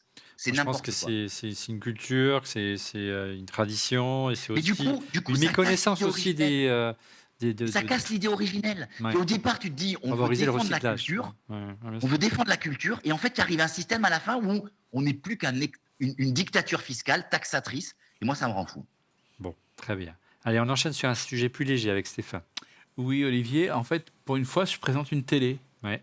En fait, j'ai vu la démo d'une télé dont les précommandes ont commencé, les premières vont être livrées en avril, je crois, d'une TV Samsung QLED Neo, donc pour les modèles 2022, donc 8K. Et j'étais assez impressionné par le Dolby Atmos, par la qualité de l'écran, les contrastes noirs, parce qu'ils m'ont montré bien, j'ai bien vu le niveau de noir et qui était vraiment... On sait que le LED, c'était sa force. Hein. Ah ouais. Le QLED se rapproche. Hein. Et là, franchement, c'est vraiment impressionnant. Et j'ai vu des images de Paris en hélicoptère, mais vraiment magnifiques. C'était splendide. Les risques de marquage. J'ai beaucoup pensé à toi. J'ai beaucoup pensé à toi quand je voyais là. Je crois que je crois même avoir envoyé un SMS à ce sujet-là pour dire voilà, j'ai vu une télé qui te plairait. Et aussi, alors, je tiens juste à vous dire, j'ai vu aussi quelque chose. Donc, c'était la finesse de l'écran. Certes, il y a un nouvel appareil, mais qui vient de se caler derrière. Ouais, le tuner avec la connectique à part. Exactement. Donc, c'est une finesse sur totale. le The Frame. Hein, vraiment, c'est super. Chez Samsung. Et j'ai découvert surtout qu'on pouvait s'affranchir de décodeurs maintenant. À travers, il y avait les applications de Orange TV, Free, etc. Donc on n'avait plus besoin, donc on a juste besoin d'avoir la fibre. Et c'est fantastique. Et donc on est vraiment sur... le prix, est-ce qu'il est fantastique? Non, il est assez cher. 8K. Hein. À 8K, on est sur des... Là, j'ai vu l'écran énorme qui valait, je sais pas, 8000 balles. Ou c'est presque un produit de démonstration. Mais bien sûr, c'est mes premium. Mais en gros, actuellement, il y a des modèles qui sont un peu plus petits, mais qui valent un petit peu moins cher. Et surtout qu'il y a une offre... Je crois des offres de remboursement, tellement ils ont envie d'envahir le marché avec ces écrans-là, qui va être assez intéressant. Donc regardez les précommandes, mais en tout cas la qualité, je me suis cru presque au cinéma pendant un petit moment. Ouais, spéciale dédicace pour Cédric. Moi aussi, j'aurais tellement aimé qu'Apple aille sur ce créneau des écrans et des télévisions, mais ce sera pour une autre vie. De mon côté, c'est un produit presque plus accessible. Regardez, c'est le nouveau chargeur de voyage 3 en 1 MagSafe de Mofi. Alors c'est tout mignon, regardez. C'est présenté dans une petite housse en feutrine, c'est tout doux, on a envie de se blottir, hein. C'est pour partir en voyage. Dedans, vous avez, regardez, c'est complet, vous avez le chargeur, USB-C, le chargeur digne de son nom. Le déodorant. Tout. Non, mais la brosse à dents, le câble USB-C. Et vous avez, regardez, pour finir, alors, on a le chargeur en lui-même. Il est tout doux aussi. Et je ne sais pas, ils le font exprès. Et puis, c'est MagSafe au sens même que ça a comme une smart cover. Et vous avez tout de quoi recharger votre Apple Watch, votre téléphone, bien sûr, en MagSafe, ainsi qu'ici, pardonnez-moi, les AirPods. Voilà, ça coûte quand même, par contre, 160 €. Mais c'est de la belle, voilà, c'est de la quali. Mofi, ils font les choses bien et je préfère largement celui-là à celui d'Apple, qui est en plus plus cher. C'est la fin de ce 436e épisode d'On refait le Mac. Merci de l'avoir suivi. Merci encore pour votre fidélité. Vous touchez les amis derrière vos écrans chaque semaine. On grandit avec vous. N'hésitez pas à réagir dans les commentaires sur YouTube. N'hésitez pas à vous abonner. On verra si la semaine prochaine, on aura l'occasion de vous parler du Mac Studio. C'est sûr qu'on parlera de l'iPad Air. On verra si Apple peut nous livrer en temps et en heure le Mac Studio. Et pour être prévenu en temps réel de la mise en ligne de l'émission, eh bien, je vous invite à vous abonner, bien sûr, à notre chaîne en cliquant sur le petit bouton. Et n'oubliez pas également de cliquer sur le petit pouce, ça fait toujours plaisir. Merci encore pour votre fidélité et à la semaine prochaine. Au revoir.